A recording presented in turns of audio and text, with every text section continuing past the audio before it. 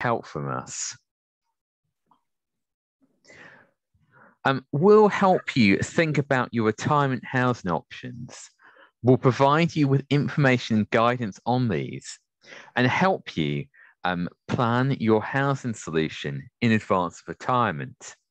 We can also provide advice around maximising your income and signpost you regarding other support needs you may have in retirement. Should you apply for help with housing through the Charm scheme, you will have a single point of contact with a named housing officer, and we can continue to support you throughout retirement in the event that your housing needs change. So I'm going to talk a little bit about the various housing schemes that we provide. So firstly, a rental scheme. That's the bulk of what we do. It's aimed at those who don't have enough savings to purchase a property. Then a shared ownership scheme for those with significant capital, but insufficient to buy a modest 2 or 3 bedroom home outright. And finally, supported housing, our equivalent of sheltered housing, but we like to think a bit nicer. I will mostly be focusing on the rental option today, but I'm happy to take questions about any of the schemes. So the bulk, as I mentioned already, the bulk of the assistance we provide to clergy is through the rental scheme. We've got around about 1,200 properties across England and Wales, and rent these out on a long-term, unfurnished basis to clergy. I would just draw your attention to the phrases modest and home that we already own. So it's likely that your vicarage, whether or not you've got the horse that Michael referred to earlier, but that your vicarage will almost certainly be larger than the 2 or 3 bedroom property we would provide under the rental scheme. So it's worth starting to think about how you'll manage the downsizing process. Moreover, you may have some clergy friends who have properties bought for them, in inverted commas, pre-2015, where they found the property and the pensions board bought it and rented it back to them. The scheme, however, significantly changed in 2015, and it's now the case that while we make a small number of acquisitions each year for ill health and death in service applicants, or indeed where there is no property becoming vacant within the wider region that the clergy person wants to live in, this is very much a last resort, given the financial challenges the wider Church of England is facing post-COVID. So the obvious question, how do I get a rental property? So to be eligible for rental property, first of all, you need to have completed 15, that's 15 years of pensionable service in the relevant Church of England scheme by retirement. In the event you have less, but at least 12, we can take additional non-stipendiary years into account. So for instance, if you've done a house for duty or equivalent. If you do wish to apply for the rental scheme, we will then offer a one-to-one meeting. Historically, that's been in person, but at the moment, it's often phone or internet-based to discuss your application and your housing needs. You will then receive a priority banding based on how far away from retirement you are. A is the highest priority band for those 2 or less years from retirement, and D the lowest for those 4 or more years away from their retirement date. In order to distinguish between 2 applicants of the same banding, we also rely on the application date. That is the date we received your application. Once we've reviewed the application, confirmed that you are eligible for the scheme, had an initial discussion with you, we will then start to send you a link to our online property bulletin.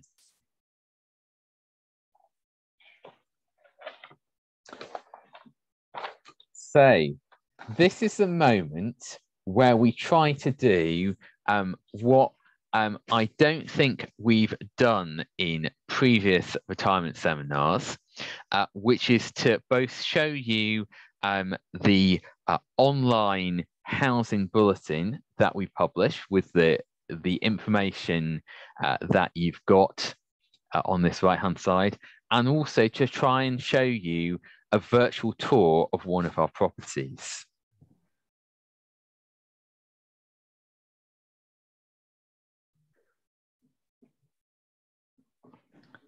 So I'm hoping that on screen, it's just shown a web page headed Charm Housing Bulletin. I can see a nod from Andy.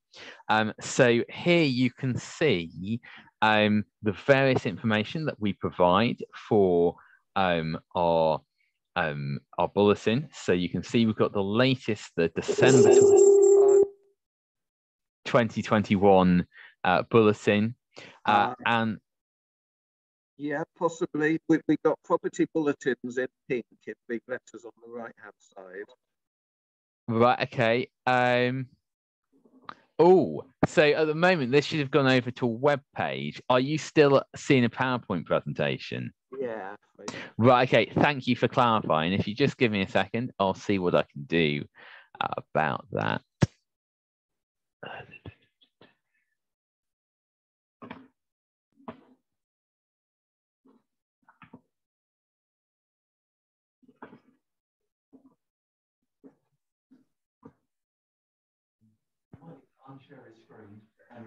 Okay, is that now coming up? Yes. Yes, you are. Great. So December 2021. Fantastic. So the you'll see we've got various information about our bulletin here. So helpfully, we have a map which tells you where these various properties are. We can zoom in on the map. And as you can see, we've got a little bit, not a huge amount in around Chelmsford, a little bit as you push up into other parts of Essex and into Suffolk. So, you know, for instance, I've got a property here, 14 The Wayback in Saffron Walden. I click on that pin on the map, and it shows me how to view the property details. That allows me to open a PDF, which hopefully has now opened with the address of the property, a little picture there, and various information about the property. So crucially, the rent that I've just highlighted,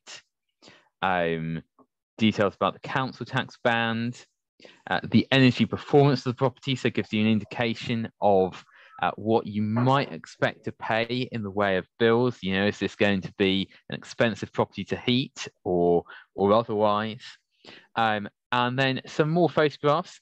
It's worth saying, as you will see from this is a property prior to us doing a refurbishment program. So usually when properties become vacant, they've been lived in for sometimes up to 20 or 30 years. And so they need refurbishment. So you might expect here that a new kitchen would be put in, redecoration, maybe a new bathroom. And then you move down the property bulletin and it gives you a floor plan. So you can see the measurements of the rooms.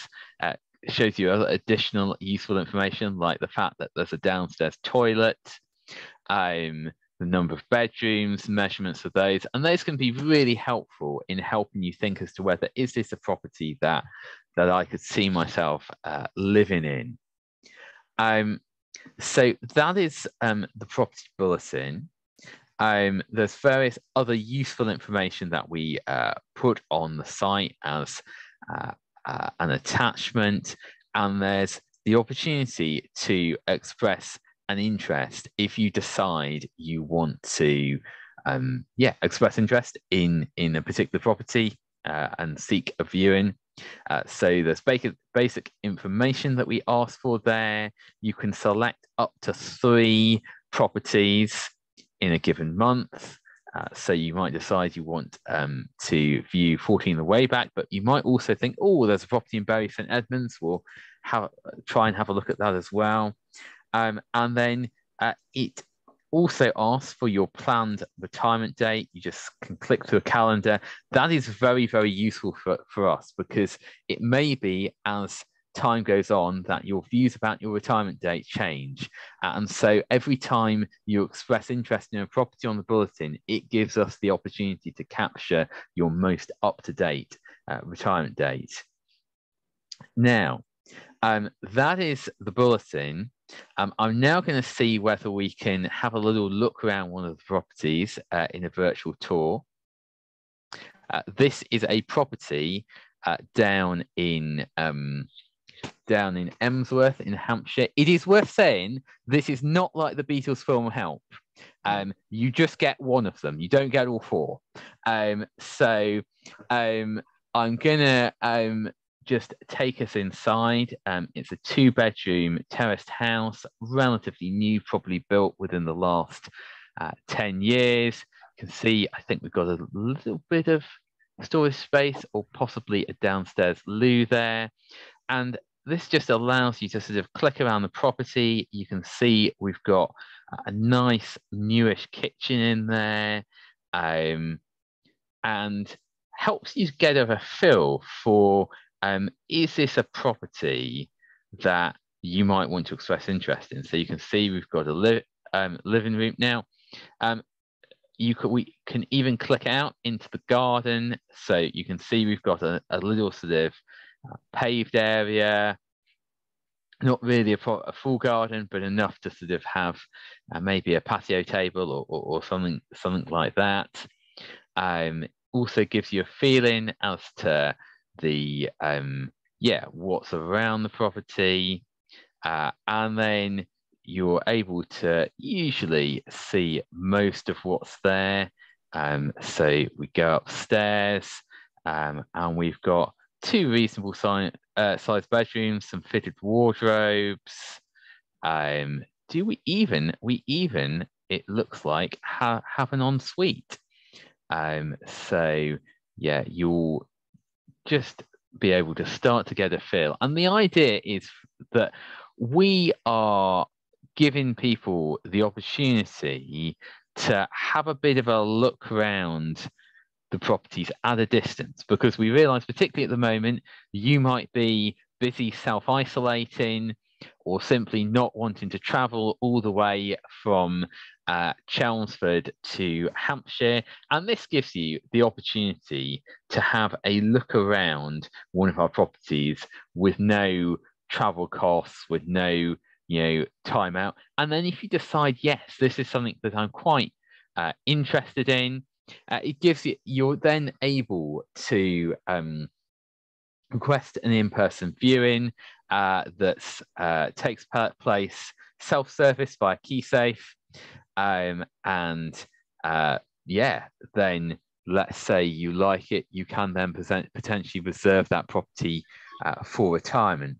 Now, the one thing that is worth saying regarding these viewings is that with the property bulletin, more than one member of the clergy may express interest in the property. And so we prioritise that in accordance with the banding that I described earlier. And so it may take a little while until you are offered a viewing from a particular property. Say you are kind of third in line, and number 1 we ring up and they say, well, actually I've decided I don't want to move to Hampshire anymore. And number 2 we ring up and they look at the virtual tour and they say, well, actually I want a bit more of a garden than that. And at that point we would then offer the property to you. Equally, there may be a situation where we contact you and say, well, number 1 actually said they wanted it, and say that property is now off the table. Please continue to look at, the next bulletin, etc., etc. So this gives you a little bit of an indication of where our properties are located. You will see that we've got a decent number in Essex and East Anglia, and although a few years old, that still gives you a reasonable idea of the sort of numbers of properties that we have. in the area. It's worth saying too that we don't have properties in every town and every village. So if you want to live in a very specific location like Peskey, it's likely we may not have a property there. But if you say, well, I want to live within 20 miles of Chelmsford, that is significantly more likely. So some things to consider about the rental scheme. So firstly, you will be responsible for rent and utilities and council tax. That may be a little different from your current vicarage situation. You'll also need to take into account moving costs. So dependent on your diocese, some dioceses provide assistance with this. I don't know what the situation is in Chelmsford. And if money is a concern, there are also a number of clergy charities who can help. As I alluded to earlier, we refurbish the property fully prior to you taking up occupation in line with a letting standard that we have. You will probably need to fit carpets, curtains, and some white goods. In terms of the rent, this is taken by direct debit, usually on the last working day of the month. The idea being clergy pension comes in and rent goes out, or something like that. There is a rent increase each year that is applied on the 1st of April, in line with the increase in RPI from the previous September. That is a similar measure to the ones used for the clergy pension. And if that is ever of any concern, we always recommend that tenants get in touch with us to discuss further. We also offer 24/7 repairs and maintenance service, currently managed through a national maintenance agreement with Sanctuary, a large housing group. That is up for review, but the idea would be that we would provide something very similar, whether offered by Sanctuary in the future or a different contractor. There's a number of personal factors you may want to consider when you're thinking about where you want to live. Where will your support come from? Are there friends, family you want to be close to? How will you want to spend time in retirement? Are there particular hobbies that require you to access particular locations? Will you be down at the cathedral in Chelmsford all of the time, or visiting historical sites in Colchester, or going to Gorleston for a bit of seaside fun? What will you be involved in? Will you be involved in a church on retirement? Is there a congregation that you're happy to be part of, where you're thinking of living? Are there medical needs that mean you need to be close to particular facilities? Indeed, do you drive? Will you want to keep driving in retirement? These are all questions to think through as you ask the "where do I want to live" question. So moving on to have a quick look at shared ownership. It's something I describe as being there as an option. It's important to consider it in line with other options such as retirement mortgages and other ways of getting on the property ladder. Richard will no doubt be able to talk more about products and services that may be of help. To use the scheme, you'll need to purchase a minimum of a 25% share of property. The board holds the remaining share, a maximum of 150,000. You pay rent on the share that the pensions board holds, and also pay buildings insurance. It's worth saying this is not the same as a mortgage.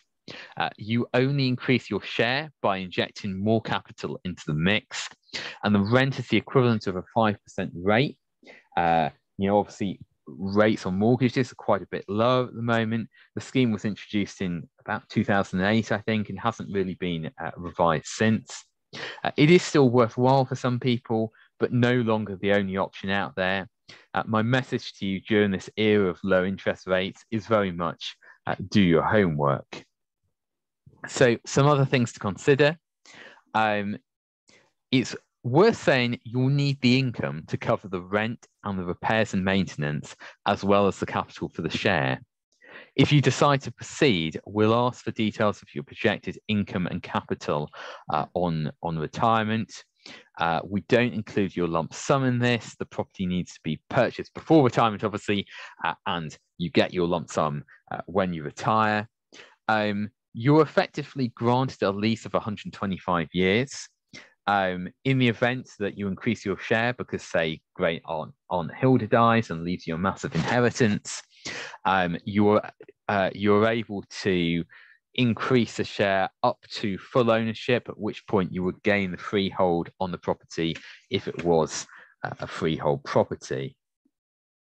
Crucially, one other thing to say, the question about whether it's financially viable is something that we would determine and we would sort of have the final call on, just because we don't want to place people in unsustainable financial situations in retirement. So moving on to have a quick look at supported housing. We have 7 supported housing schemes across the country.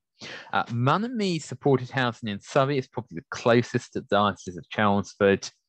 And really, this is a question of, do you think it would be a good thing to go and live with a load of other clergy in retirement or not? Some people think it's a fantastic idea. For some people, it is their worst nightmare.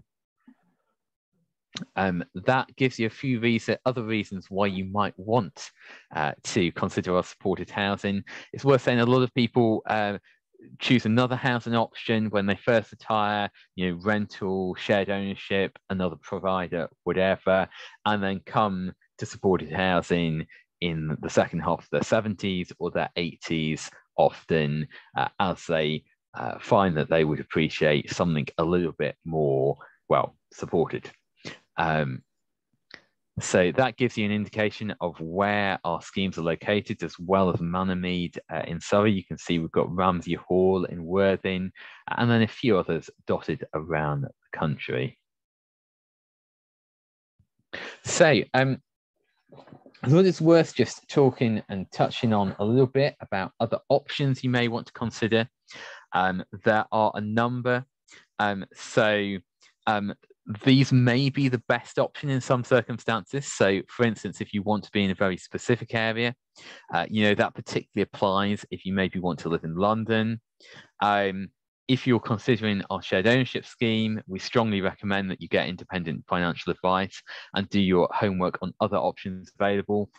So you can see here, we've got some other faith-based providers. So for instance, College of St Barnabas in Lingfield in Kent, Bromley and Shepherd's College in Bromley, Southeast London, Pilgrim's Friend, which is a specifically Christian retirement housing provider of shelter schemes, and also I think some care homes in various locations.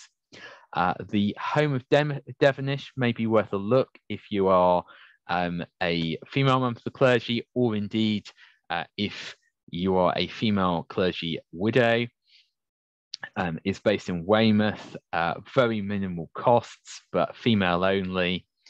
And then also the Fairfield Trust in Torquay have a number of flats for people who are former Christian workers, basically, including clergy.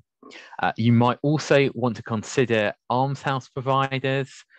If you're thinking, well, actually, I only need maybe a 1-bedroom property and want to be in quite a specific location, they can sometimes be more affordable than what we would charge you for a 2- or 3-bedroom house or bungalow. There is a website for the Almshouses Association that gives lots of details about their vacancies. I haven't put it here, but you should be able to Google that. And then if you think you want to be in a very, very specific location, it may be worth looking at local authority or housing association sheltered housing. Often their coverage within a specific area is significantly greater than ours is. Again, something just worth considering depending on what your needs are. If you're looking at shared ownership providers, many advertise on this website, sharetobuy.com.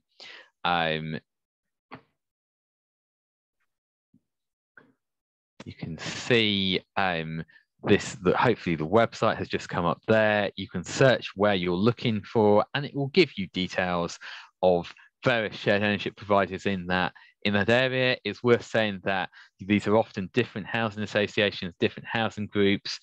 Not all the schemes are on the same. Sometimes there's quite a big disparity in terms of what you would pay in rent and other costs. So it's worth doing your homework on that. And then finally, the prospect of an outright purchase with a mortgage. So I've got here, speak to a financial advisor, e.g. Richard from Ecclesiastical, in our traditional BBC fashion. Other financial advisors are available, but obviously I think Richard is the one who's on hand with you there at Peskey. So feel free always to give us a call to have a chat about your circumstances and your options. I'm very happy to have phone or Zoom consultations either later today or later this week. Please pass your details to Andy if you would appreciate the opportunity to have a conversation about that. And really the bottom line is, if you are less than 5 years from retirement, or indeed more than 5 years from retirement, it's never too early to start thinking about these things. We would recommend that you get in touch with us to chat through your circumstances so we can help find an option that works for you in retirement. Thanks very much for listening.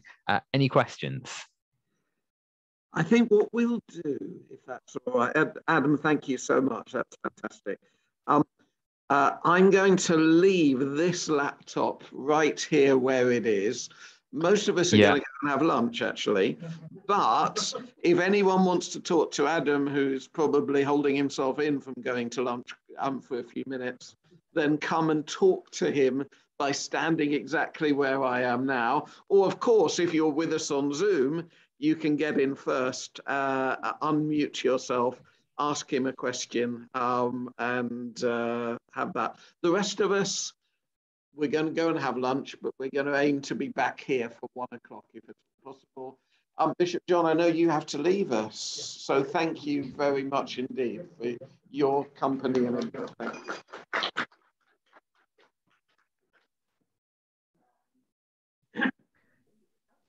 Great, fantastic. Do those of you on Zoom have any questions that you wanted to ask? Yeah, hi Adam. Is everybody that works for Charm called Adam? Well, this is an interesting question. There are 2 of us. We're currently on a recruitment campaign. London Diocese at their seminar were very keen to rename our colleague Suzanne Adam, and so yeah, we're on a name all colleagues Adam campaign in 2022. Watch this space. Good to see you, mate.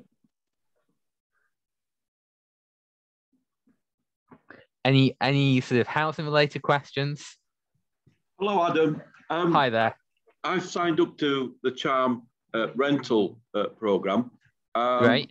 At the moment, I'm 4 years away from retirement, but thinking about the option of 2 years. But I've put in for I've shown interest in one of the properties, and I've put on the timescale that I'm 4 years away. Because I didn't want to put 2 years and then felt sure. That I was doing somebody out of a property. My other question is, if I were to go for a property, say yes, I'd like to live in that, and then change my mind, is that possible? Once you decide, are you then stuck with a particular property, or can you then change your mind and go somewhere else? So to answer the first question, what I would suggest is, if you are thinking through what your retirement date is going to be, that you give us a call, have a chat about it. If you've got an allocated housing officer at this point in time, have a chat with them. They'd be very, very happy to discuss that with you so that we can get as accurate a fix on your retirement date as possible. With regards to what happens if you view a property and then reserve it, once the property is reserved, we would stop sending you the property bulletin. Right. You would be able to consider de-reserving the property, but we'd only suggest that you do that if it's quite pressing circumstances. And if you were to de-reserve a property, we would then start sending you the property bulletin again. But generally what we find happens is if people go and view a property, they'll often have lots of questions afterwards. We will then arrange for them to have a chat with us, either over Zoom or over the phone, go through their questions. Sometimes, even if we've got virtual tours of the property, we'll bring that up during the call and just work through the various queries they've got. And see whether that is a property that is of interest or not, bearing in mind what they've gathered during the viewing and also, what we're saying in response to any questions they may have. Does that help at all? Yeah. No, it just clarifies it. I think we're both we see the property as a place where we'd like to live, but we're a little bit worried that there are so many other places that we'd possibly like to live, and you just don't know whether a property is going to come available. Sure. I would suggest having a chat with whoever your housing officer is at the pensions board, and have a chat through the various possible areas, and it may be that it's worth doing a little bit more thinking about where is the sweet spot for me. So I would definitely recommend doing that at this stage. Yeah. Okay, thanks, Adam. Thank you. You're welcome. Hi, Adam. I was hanging on your every word during your presentation. Did you say anything about direct offers? Direct offers. Okay, I didn't say anything about direct offers, specifically because I usually work on the basis that most people at the retirement seminars are at the very kind of early stage of the charm process. However, if someone is within 18 months that's 8 months of retirement, we would consider making a direct offer of accommodation if something suitable came up in the area that they had said they wanted to live in, assuming that there's no sort of higher priority, more pressing cases. It's probably worth having a conversation about that if you're hitting the 18-month window yet, with the other Adam, just sort of making sure that he's aware of your most up-to-date kind of area preferences. I think, I know Adam's the other Adam has said has a fairly unique situation, but I'm guessing it's going to become less unique as time goes on. In fact, we've got this fluid retirement date because I'm being made redundant, but I just don't know when. Yeah, of course. Which I realise is challenging. Generally, this is why we're keen for people to get in touch with us at the earliest possible stage in time.